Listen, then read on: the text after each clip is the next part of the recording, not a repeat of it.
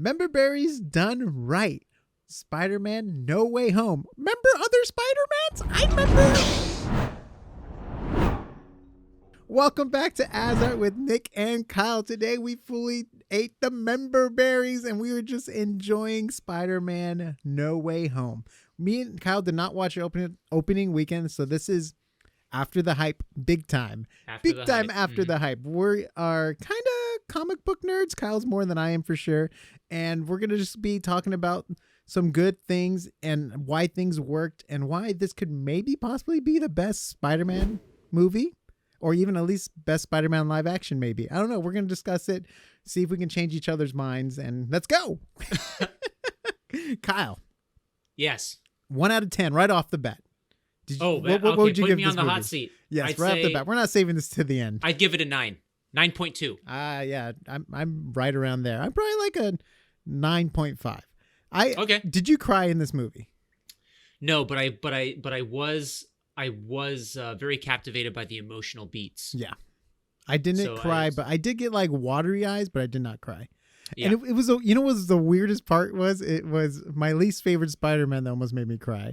Because now I think he's my favorite Spider-Man, Andrew Garfield.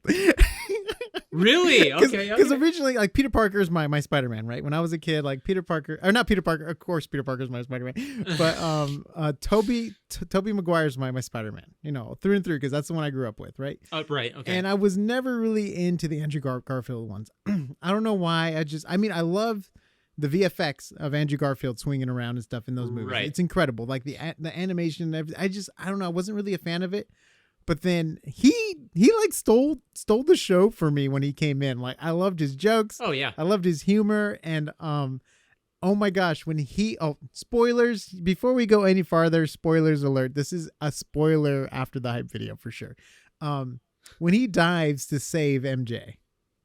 Yeah. And redeems himself. And then he's crying too. Like I know they try to play as comical, but that's huge for that Peter Parker. That was so huge. That was one of the emotional beats. I was like, oh crap.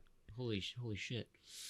Dude. Yeah, that was a good one. And also I loved that they said the Spider-Man line in this movie. Yep. And it made so much sense because Aunt May was his Ben Parker. Yes, and the moment she said that, so I watched it with my brothers. We all knew that she was about to die. Yeah, like we're like, oh no, no, like, she said the words. Her fate. Yeah, she just said the sealed words. her fate. Yep. In the Spider-Verse, that's how you see her fate. Don't say that. Character building moments require sacrifice for Peter Parker. So, and it was cool because I do remember the other two, but this for sure felt like a Spider-Man movie to me. Because I feel like for me, I don't know why, but I always picture Spider-Man's movies ending at a graveyard.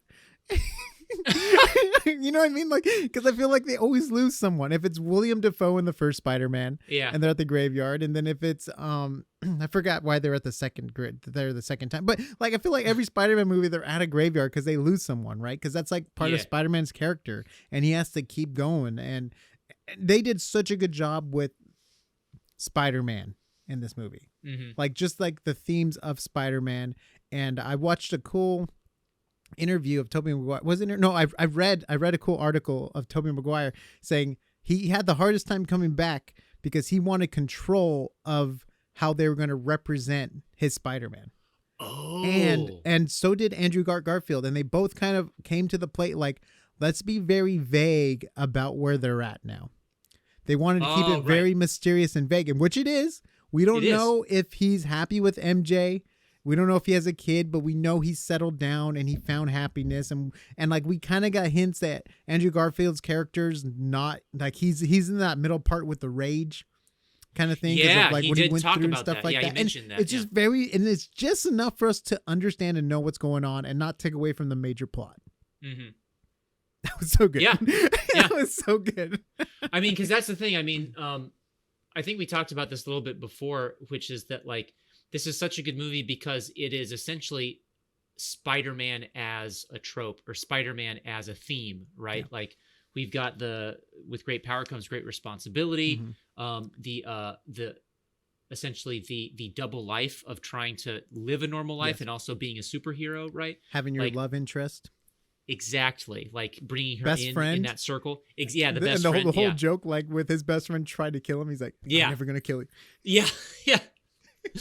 Man, like it was really good. I'd have to say that the only thing that didn't make it a 10 for me. Ooh, I want to know. Is that Miles Morales wasn't in this one? No, he was mentioned too. Oh, yeah. When they mentioned I was like, no. Oh yeah, he was. That's right. It's like he was mentioned. Spider-Man. Yeah. He's like, what was that? He's like I was really hoping you were a black guy. Yeah, or something. I hope there's one. There is one. Black guy. Yeah. Yeah. Which would have been interesting to see if they did do something like that. Would he have to appear as human form, or would he come in as animated form? And that would just wreck the universe completely. That's what I was kind of giddy about. I'm like, is he is he gonna be in this form or this form? I don't know. But yeah. But yeah. So I know that's a tough one. That's tough. Even Spider-Gwen. Yeah. Same thing. Did you like having Doctor Strange in this? Hell yeah. He's a great mentor.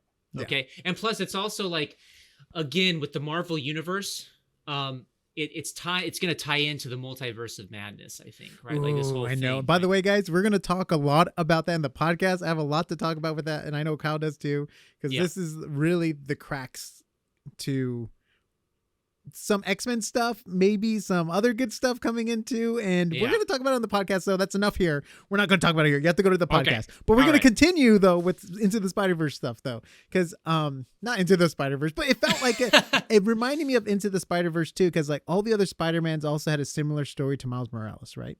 Yeah.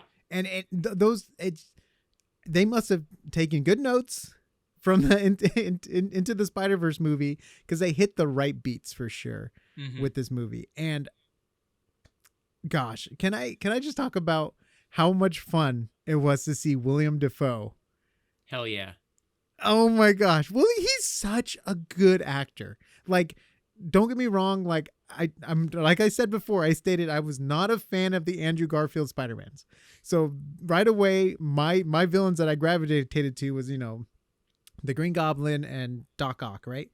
I was just like, man, they're stealing the show. These guys are awesome. And the lizard guy, he was there. And then the sand guy, he was there. And I know he's also Sam Raimi from the third one. I know, I get that.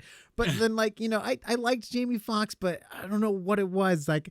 William Dafoe, man, he's so freaking good. No wonder why he's in all those Wes Anderson movies, man. Yeah. But, he's so good. What about you? Did you enjoy the villains?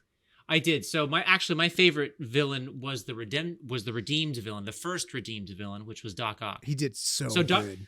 I've always loved Dr. Octopus as a villain just because of the crazy mechanical tentacles are awesome. He's tied up the whole time in this movie. No, yeah. He is. No, but I mean that was really interesting because you kind of forget that these guys are, I guess, driven to the point of insanity because of the issues they have and because of their experiments. Exactly. And so basically they find the cures for all of them, right? That sort of bring them back to this point of who they were before. And it's you kind of, I had almost forgotten that Dr. Octavius was actually a pretty kind-hearted soul, right? He was really close to Peter. Exactly. And so especially when he's cured and he goes well, hello, my boy. It's been a while. I'm just oh man, that's so cool. And it was great that he was kind of the first one and sort of helped him out when he could, even though Willem Dafoe, Green Goblin was still out there. Dude, he kicked his butt. Yeah. I mean, he was really the main villain in this movie. What he did to Aunt May, and then even stabbing Tobey Maguire at the end. No, I saw that coming too a mile away. I'm watch out. He can't be standing there that long just talking, and Willem Dafoe's not going to do anything about it. Right. But I also love too. He's like, yeah, I've been stabbed before. Yeah. He's like, how you doing? It's I'm in excruciating pain. Just. Yeah, and that's something else I want to talk about. So remind me for the podcast. This is just another hit from the podcast. I want to talk about what's going to happen with those universes now that those characters are cured. And that's going to be a fun thing to talk about, even with Sinister Six stuff, and maybe even some rumors of Andrew Garfield coming back as Spider-Man, maybe in some other movies, to get more Spider-Man movies out there. But anyways, that will be saved for the podcast. And I wanted to talk about how the three Spider-Mans work to get together on screen. I thought it was pure magic. Pure magic. I mean, even at first when it's just the Tobey and Andrew Garfield. Yep. It was so much fun. The right fan service was done. Yep. I mean, it was just, even like the part where he's like hanging from the ceiling and they want him to crawl to get the cobwebs. And then when they're shooting, they're like, did that just come out of you or whatever? You know, when they talked about the webs. Yeah, no, that was good. I mean, because so honestly, they asked all the burning questions that most people would have, right? Yeah. You know, so I got a confession. He's stretching to make, his back too. Remember? Because yeah. I got a confession. So Andrew Garfield, I feel, is the better Spider-Man compared to Tobey Maguire. Oh. So I really loved Andrew Garfield's performance. Oh, but in this movie for sure. I will say that Tobey Maguire, he did really well. Oh, he was amazing. Like I was like it's weird because I didn't really like him in the original movies. It was too caricature, right? Like, but in this one, he's a more wizened, Spider-Man, right? Yeah, he's like a fine wine. I had to look it up. He's 45 now. He looks like I didn't realize freaking amazing. He still looks good, and I'm like, he still kind of got that Peter Parker like smart aleck kind of vibe and to him, which is good. Like exactly. I loved it when they were like, Avengers, what's Avengers, a band? Yeah. Like they're like so excited and happy, like, oh, you were actually part of a team. Like they were so excited he was part of a team. They're like rooting for him, like, that's amazing, you made it on a team. Like you're not alone in this world. You have wizards here. Yeah. Magic. Exactly. No, but yeah. So many good comic, like, very funny beats in this movie. Very dramatic beats too. I thought the roller coaster of emotions was good. Mm-hmm. And I also liked the idea of everyone not knowing Peter Parker at the end of this movie, including MJ. Yeah. Like that's heavy. And I love the sequence in the cafe when he decided like, hey, their lives are going to be better without me involved. But we know that's not going to happen in the sequel. We know she's going to remember. Exactly. It's like the Scooby in an alternate universe. And he could just walk up to Doctor Strange and he could probably explain enough to Doctor Strange where Doctor Strange would believe him and he wouldn't be alone in this world. And I feel like that's all that's going to be needed for when he joins the Avengers again. Like they're probably gonna be looking for, Spider-Man. He'd be like, oh, thank you so much for saving me. And blah, blah. He's like, oh, I used that spell. Like Doctor Strange would be like, okay, that's why I don't remember you. Fill me in kind of thing. Speaking of spells, I don't know if this is the right place to talk about it, but I will. So I love how they portrayed magic with Doctor Strange, especially when he's doing the spell, because, Spider-Man keeps on adding on like, oh, can we do just me remembering someone? And he goes like, and so he adds another ring of like complexity on it and stuff, and it shows it like, and then Spider-Man's like, oh wait, can we change it? And you see him taking out a few glyphs and going, and I'm like, this is cool, right? Like it's like I can actually understand in a way how Doctor Strange's magic works without it having to be explained to me, and it's still a part of the story, right? It's still a part of a major beat of the story, right? Yes. So and it was really cool. He trapped him over the Grand Canyon for 30 hours or something like that. 12. It was only 12 hours. Oh, 12 hours. Because he did that to Loki. Didn't he send Loki falling with? Remember when Thor and Loki come to Doctor Strange to look for Odin or something like that? And remember how he's like, wah! He was like falling in a loop. He's like, how dare you let me fall for like an hour or something like that. Like brought that back. Like, he was falling in a loop for that long. Kind of thing. And I also like Doctor Strange's character at the end and how much he does care about Peter Parker. He does. Yeah. And I like that they're going back and forth. It's like, call me, oh wait, I've forgotten Doctor Strange's real name. Holy crap. Oh my God. Stephen Strange. Thank you. He's like, call me Steven, right? But then he goes back, call me doctor, call me doctor, right? he switches back and forth when he's mad at him or not. Yeah.